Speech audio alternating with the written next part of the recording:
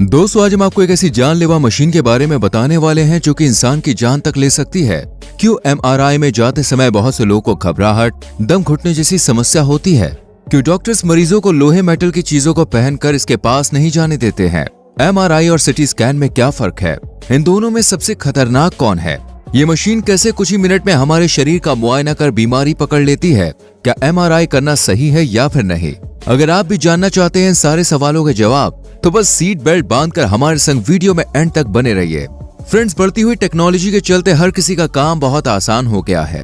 जहां पहले के समय में डॉक्टर्स को अंदरूनी छिपी बीमारी को ढूंढने में बहुत लंबा टाइम लगता था कि मरीज कभी कभी इस दुनिया से अलविदा हो जाता था, लेकिन आज चुटकियों में बड़ी से बड़ी बीमारी का पता लग जाता है। ऐसे ही फुल बॉडी की जांच के लिए एमआरआई का टेस्ट बनाया गया है। हालांकि ये जान के लिए खतरनाक भी साबित हो सकता है, लेकिन फिर भी डॉक्टर इसे कराने की सलाह देते हैं।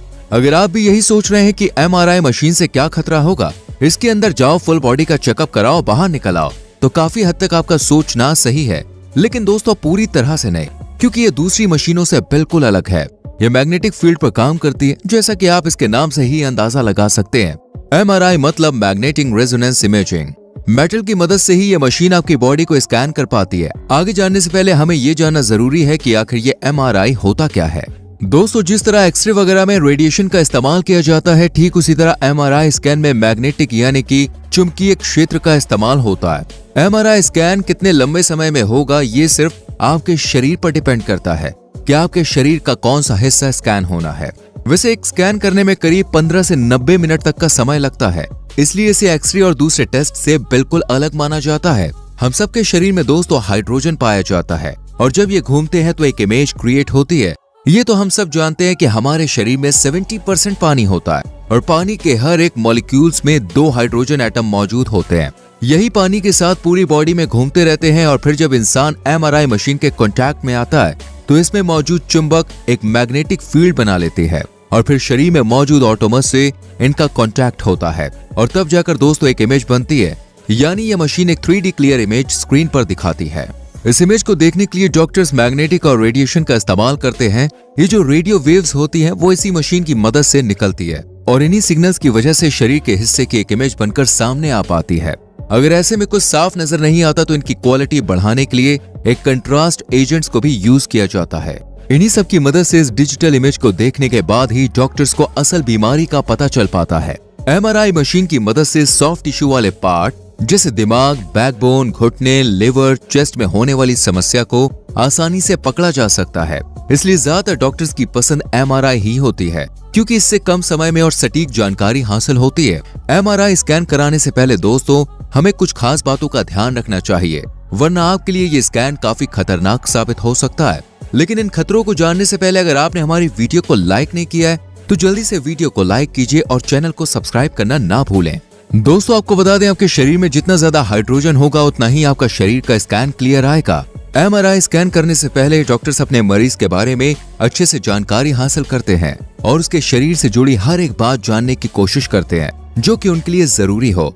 इसलिए जब भी आप एमआरआई स्कैन कराने जाएं तो डॉक्टर्स के सवालों का सही से जवाब दें। साथ ही अगर आपके शरीर पर कहीं टैटू बना है जिसके बारे में डॉक्टर्स को नहीं पता है तो आप उसके बारे में भी डॉक्टर्स को बता दीजिए, क्योंकि कई बार शरीर पर टैटू होने की वजह से मुश्किलात का सामना करना पड़ता है। वैसे क्या कभी आपने सोचा है कि एमआरआई स्कैन कराने से पहले डॉक्टर्स मेटल की चीजें जैसे कि ज्वेलरी, यहाँ तक कि मंगलसूत्र भी उतार लेते हैं? बट क्यों? तो ऐसा इसलिए क्योंकि जो एमआरआई मशीन होती है वो अपने चारों तरफ एक इलेक्ट्रोमैग्नेटिक फील्ड क्रिएट करती है, और आजकल तो दोस्तों ज्यादातर हर हॉस्पिटल्स में 1 से लगभग 3 टेस्ला तक की मशीनों का इस्तेमाल किया जा रहा है। और आपको जानकर हैरानी होगी कि यह पावर पृथ्वी की ग्रेविटेशनल फोर्स से भी 60,000 गुना ज्यादा तेजी से चीजों को अपनी तरफ खींचती है। यही वजह है कि दोस्तों एमआरआई मशीन मिसाइल की स्पीड से लोहे और मेटल वगैरह को अपनी तरफ तेजी से खींचती है। अब ऐसे में आप समझ ही गए होंगे कि क्यों आखिर डॉक्टर्स मेटल की चीजें पहनकर मरीज को इस जानलेवा मशीन के पास नहीं जाने देते हैं, क्योंकि ये अपनी पावर से आपकी चीजों को और आपको खींचेगी, और इससे आपको काफी चोट भी आ सकती है। आपको आसान शब्दों में समझाते हैं, इस टेस्ला वाली मशीन में दोस्तों इतनी एनर्जी होती है कि ये आसानी से लोहे की बड़ी अलमारी को भी अपनी चपेट में ले सकती है। यानी जितनी ज्यादा इस मशीन की टेस्ला एनर्जी होगी उतनी ही ज्यादा इसकी मैग्नेटिक फील्ड भी होगी। वैसे मैं आपको बता दूं, ये मशीन दोस्तों 3 तरह की होती है। पहली 1 टेस्ला, दूसरी 1.5 टेस्ला और तीसरी 3 टेस्ला, और इनमें सबसे हाई 3 टेस्ला ही है। वैसे अगर आपको टेस्ला के बारे में नहीं पता तो जान लीजिए, ये वो यूनिट है जिसमें मशीन की कैपेसिटी को मापा जाता है। अगर इन छोटी छोटी चीजों को नजरअंदाज कर दिया जाए तो इस मशीन में जिंदा जाने वाला इंसान वापस जिंदा ना आए, इसलिए इस मशीन में स्कैन करते वक्त खास ध्यान दिया जाता है। MRI स्कैन को करते टाइम ना तो डॉक्टर को इंजेक्शन लगाते हैं और ना ही एनेस्थीसिया का इस्तेमाल करते हैं, लेकिन कई बार एनेस्थीसिया बच्चों को दिया जाता है क्योंकि इस मशीन में सीधा एकदम सतर्क लेटना होता है। अब ऐसे में अगर बच्चे मूव करेंगे तो हो सकता है कि कुछ गड़बड़ हो जाए, इसलिए स्थिर रखने के लिए एनेस्थीसिया का इस्तेमाल किया जाता है। बहुत से लोग MRI स्कैन कराने से डरते हैं क्योंकि उन्हें बंद जगह पर डर लगता है या उन्हें घुटन महसूस होती है, और फिर MRI मशीन तो खुद एक गुफा सी होती है जिसके अंदर इंसान को लेटाया जाता है। अगर आप भी अंधेरे से डरते हैं तो डॉक्टर को ये बात जरूर बताएं, जिससे वो आपको शांति बनाए रखने के लिए हल्की सी डोज दे दें और आपका MRI स्कैन अच्छे से हो जाए। साथ ही आपको इस बात का ध्यान रखना बहुत जरूरी है कि अगर आपके गुर्दे में इन्फेक्शन है या फिर ये सही से काम नहीं कर रहे हैं तो स्कैन कराने से पहले आपको इसकी जानकारी अपने डॉक्टर्स को देनी है, क्योंकि अगर किसी के गुर्दों में कमी होती है तो उनका MRI स्कैन नहीं किया जाता है। इस मौत के मुंह में जाने से पहले हर एक छोटी सी छोटी बात को डॉक्टर्स को जरूर बताएं, वरना दोस्तों ये राज कितना खतरनाक साबित हो सकता है आप सोच भी नहीं सकते हैं। चलिए आपको एक महिला का किस्सा बताते हैं। MRI मशीन के पास जाने से पहले ही उसके जेवर वगैरह सब उतरवा लिए गए थे, लेकिन भूल से वो महिला अपने बालों से पिन निकालना भूल गई और जैसे ही स्कैनर में गई वैसे ही मैग्नेटिक फील्ड की वजह से उसकी पिन अट्रैक्ट होने लगी और वो पिन बालों से निकलकर महिला की नाक के रास्ते गले में आकर फंस गए। ये देखकर डॉक्टर्स भी दोस्तों काफी घबरा गए और तुरंत ही उस महिला की सर्जरी कर हेयर पिन को बाहर निकाला गया। मशीन चाहे ऑन हो या ऑफ हो, खतरा बराबर ही रहता है, क्योंकि अगर इसे बंद भी कर दिया गया तब भी इसमें इलेक्ट्रोमैग्नेटिक फील्ड का असर बना रहता है जो कि चीजों को अपनी तरफ खींचता रहता है। इस मशीन को 24 घंटे चालू करके रखा जाता है और अगर ऐसे में उसका मैग्नेट काम भी नहीं कर रहा है तभी मशीन में मैग्नेटिक इफेक्ट देखने को मिलता है। लेकिन अगर कोई मुश्किल आती है तो फिर इस मशीन में लगे इमरजेंसी बटन को दबाया जाता है, तभी जाकर यह मशीन पूरी तरह से बंद होती है।